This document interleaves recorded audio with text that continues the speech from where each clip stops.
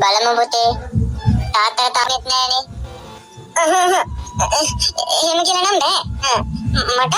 මට අනිවාර්යෙන්ම ඕන. මොකද දන්නවද? පණ්ඩාර, චූටියා, ඉච්චා, සුකුමාර් ඔක්කොම අරගෙන තියෙන්නේ. ඒ විතරක් නෙවෙයි. උන්ට ඕන තරම් සල්ලි දීලා තියෙන්නේ අම්මලාව ගන්න. මට විතරක් කිසිම දෙයක් නැත්තේ. උන්ගේ විහිළු තාලුවට අහුවෙවි මම තැරි ඉන්නේ. මොනව කරන්නද පුතේ? මේ ජීවිතේ තමයි අපිට උරුම ජීවිතේ. ඒකට පිටින් යන්න අපිට බෑනේ පුතේ. එහෙම කියලා බෑ. මට කොහොමයි ඕනමයි. නැත්තම් මං කාගෙන් හරි අරගෙන හරි කරනවා.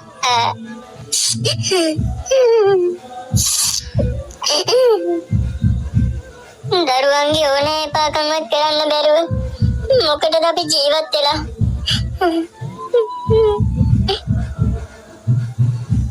කපිල මාමේ කොල්ලෝ මේ පාරක් ගිය පාර වගේම දන්දල දුන්නේ නැහැ නේද?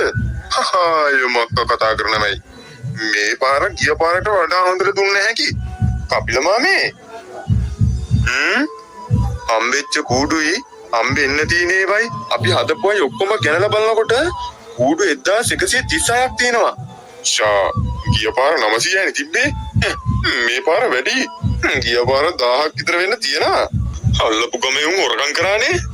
මේ පාර නම් අත තියන්නා වූ ගස් බැඳලා ගාන්නේ.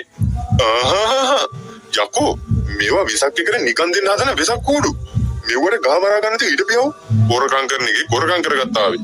අපේ මොකෝ උන්ට දුන්නත් පිනට දුන්නා කියලා හිතා ගන්නෝ.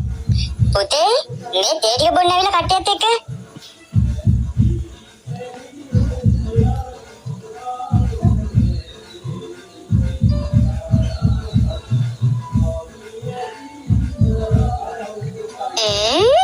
මේ තියෙන්නේ විසක් කූඩු. මෙතනින් කරන් පයින්න ඕන. අම්මලාට අරන් දෙන්න සල්ලිත් නැත්තම් හොරකම් කරන වැරෙන්න වෙන කරන්න දෙයක්වත් නෑනේ. මම දැම්ම තේ බීලා එන්නේ එළියට.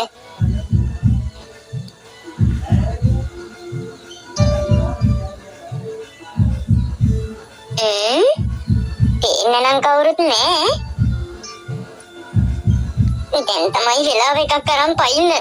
තෝර ඉන්න බෑ. අවුවෙන කරන් දුවන්න ඕන. කොහෙද හොරතක් කඩියා? වරිල්ලා අමාරුන් අපේ කූඩු හොරකම් කරනවා. ඕක වල්ලන අත ගස් බැඳලා ගාමු.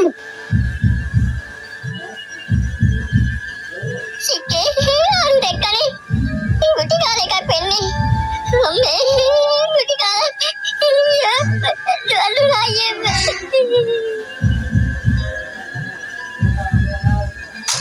උඹට දුවල බේර නම් වෙන්නේ.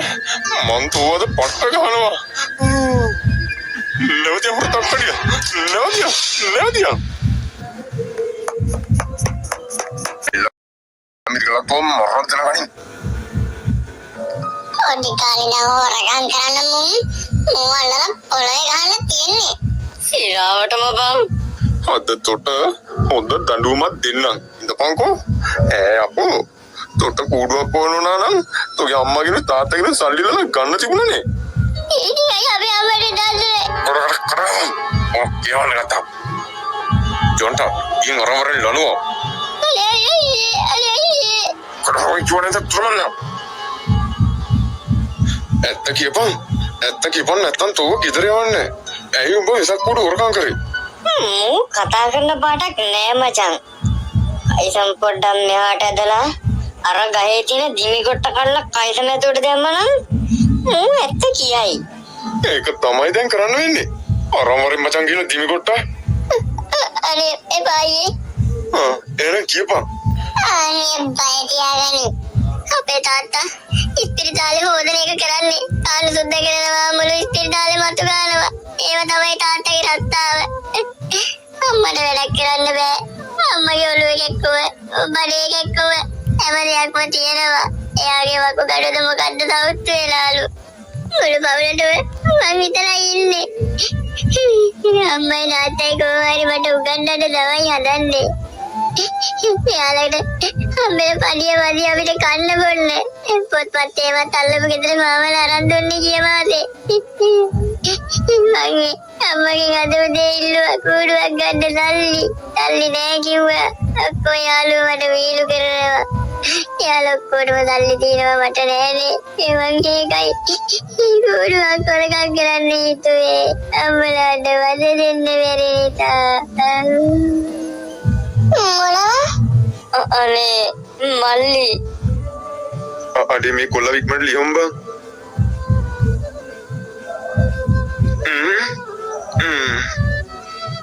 සොරි මල්ලි. ඔයාගේ මුළු ගෙදරටම ඕනි කූඩු ඔක්කොම මන් දෙන්න. මං ගානේ. මාත් එකතු කරපු සල්ලි වගේක් ඇති. මං ඒකෙන් ඔයාලට බලු බැලක් කරන් දෙන්නම් ගෙදර දාගන්න. සෝරි මල්ලි. මමත් ඔයාලට බොරුවට කෑ ගැහුවා. හොයන්න බලන්නේ නැතුව. මට සමාවෙන්න. මල්ලි දෙසක් කූඩු අම්මේ මට මේවා ඔක්කොම අරන් දුන්නේ මගේ යාළුවා අයියලා ටිකක්. එයාලා හරි හොඳයි. මේ ඔක්කොම මට වෙසක් එකට. බලන්න අම්මේ පුංචි උනත් අපේ ගෙදර අද තියෙන ලස්සන. දැන් මේ පුංචි ගයක් කියලා පේන්නේ නෑ. බලන්නකෝ අම්මේ. මේක රාජමාලිගාවක් වගේ. අම්මේ මේ පාර අපිටත් දෙසක්.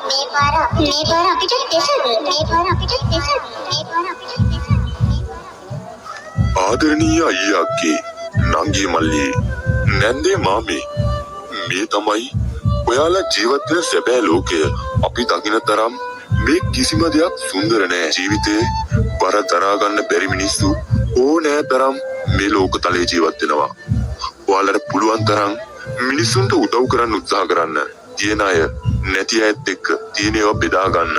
බලන්න මේ කතාවේ මේ පුංචි පවුල කොච්චර දුප්පත්ද කියලා. ඔවුන්ගේ ඒ දුප්පත්කම නිසා තමන්ගේ දරුවාට ඉල්ලන කිසිම දෙයක් අරන් දීමට හැකියාවක් ඇත්තේ නෑ.